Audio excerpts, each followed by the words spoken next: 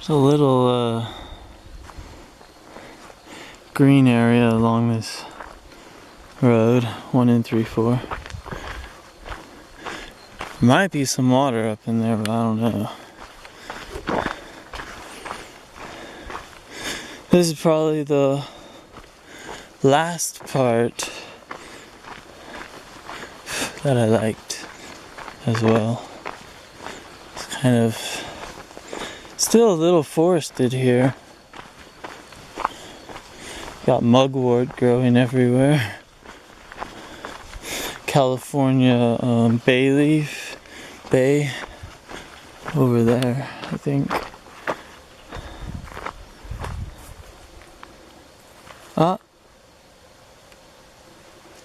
No, I think those are... I thought I heard water, but on second thought, I think it's just the trees moving in the breeze. I saw some damp spots, so there is moisture here, but don't expect to find a lot of water. Make sure you bring plenty of your own water.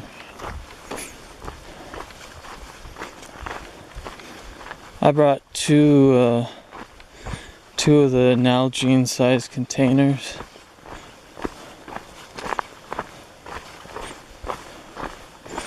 That seems to be working for me now.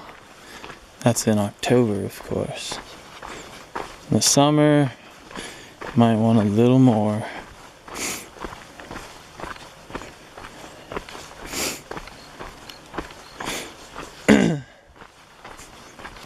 Yeah, there's flies everywhere. Yeah, the parts that I like the most, I like walking those. There's horse tracks, so people ride their horses up here too.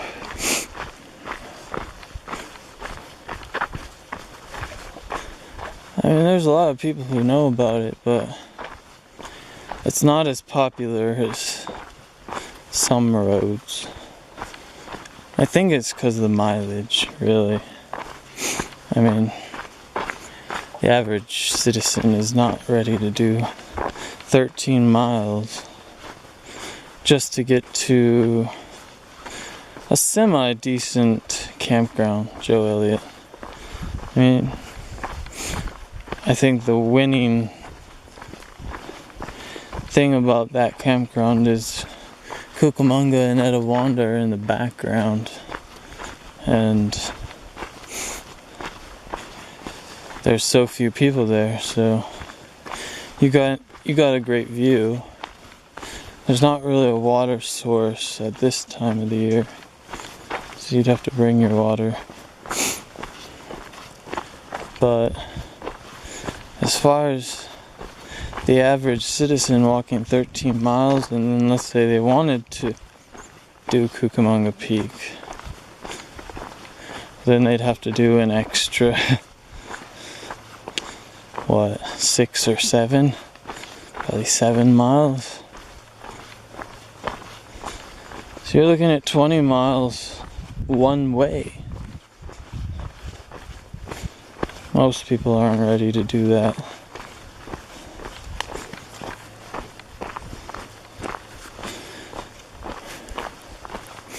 Now if you go up through Icehouse Canyon, that's the shortest way, for sure.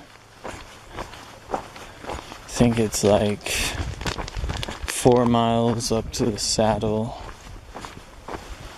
and then an additional like 3 miles. So you end up doing 12 to 14 miles going up the back way. Of course, Mount Baldy's got a nice little village and all that. But if you're into ultra marathons, I think this is a pretty darn good good way to prepare yourself. You get to pass through so many cool places. I really like the Middle Fork Trail, and of course I like going up to the Ice House Saddle. If I had more time, I could have gone to Cucamonga Peak and Etowanda Peak.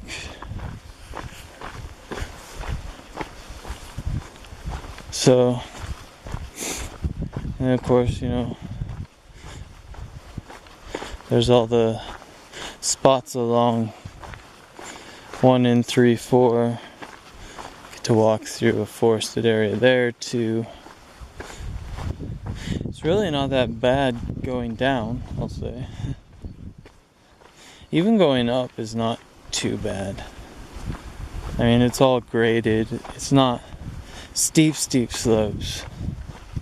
So, but the trail, the San Savine Truck Trail, is kind of exposed, like right where we are here now, during the daytime. This area could get pretty sunny. So, other trails,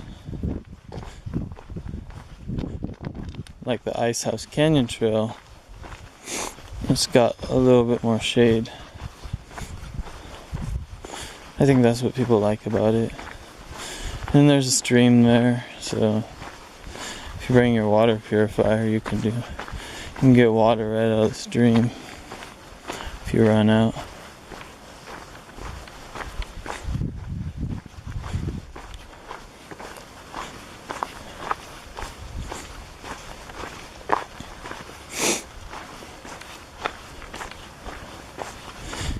My legs kind of feel like jello. You figure, you know, I did 3 miles, and then let's just say 5 up to the saddle, got 8 there, and then 9, 8 and 9, 2, like what, 17? Yeah, math is bad. 17 miles down to Joe Elliott, and 13 more down to there, so got 30 miles. It's a good 30 miles.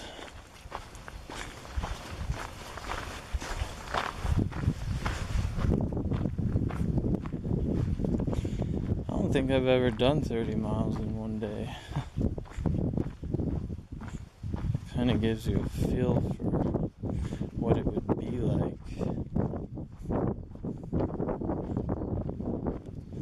I'm talking 30 miles up, and half of it is uphill. I know, like, some people who do the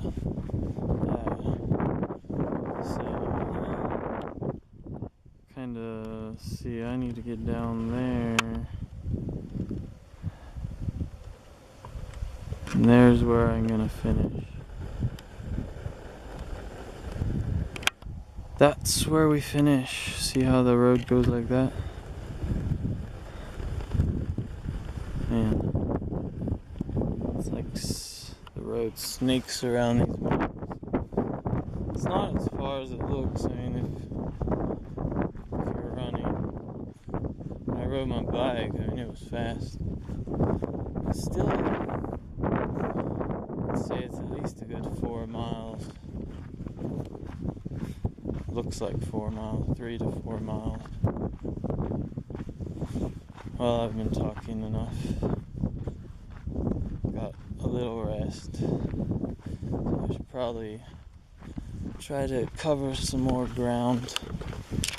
It is 4:13, so I need to be back there by 5. That's the goal. Alright.